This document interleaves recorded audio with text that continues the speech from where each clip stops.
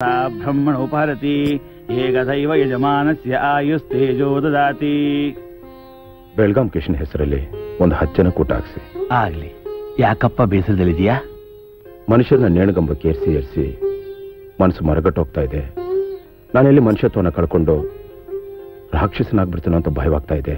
ಮನಸ್ಸು ಕೆಡಿಸ್ಕೋಬೇಡಪ್ಪ. ನಿನ್ನ ಕರ್ತವ್ಯ ನೀನ್ ಮಾಡ್ತಿದೀಯಾ. ಅಪರಾಧ ಮಾಡಿದವರ ಆತ್ಮಕ್ಕೆ ಶಾಂತಿ ಬಯಸೋ ನೀನು ರಾಕ್ಷಸನಾಗಲ್ಲ, ದೇವರಾಗ್ತೀಯ.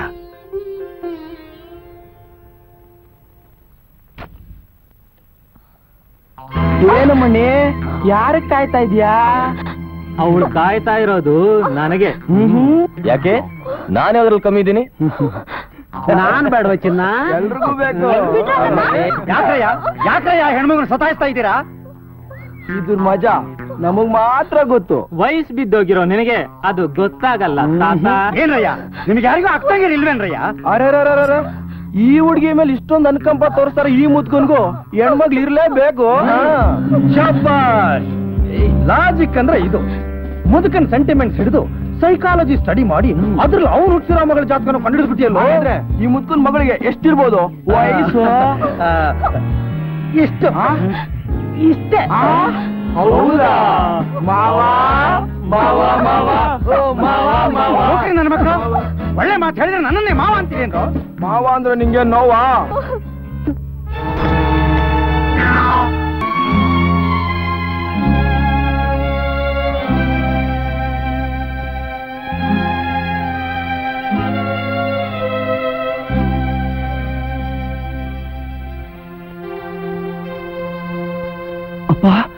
ಅಪ್ಪ ಡಾಕ್ಟರ್.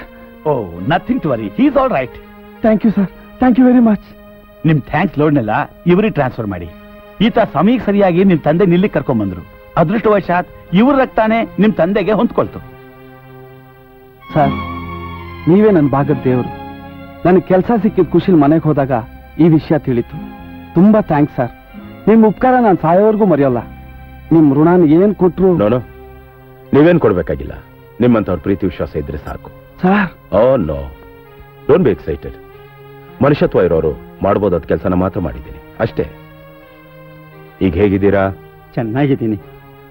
ನಿನ್ ಹೆಂಡತಿ ಮಕ್ಕಳು ಚೆನ್ನಾಗಿರ್ಲಪ್ಪ. ನಾನೇನ್ ಬರ್ತೀನಿ, ನಾಳೆ ಬಂದು ನೋಡ್ತೀನಿ. ನಮ್ ಪುಟಾಣಿ ರಮ್ಯನಿಗೆ ಹಾಲು ಅನ್ನ ಸಕ್ಕರೆ ಹಾಕಿ ಕಲ್ಸಿದೀನ ಮಾತ್ ತಿನ್ನು ಚಿನ್ನ. ಎಷ್ಟು ಚೆನ್ನಾಗಿದೆ ಗೊತ್ತಾ?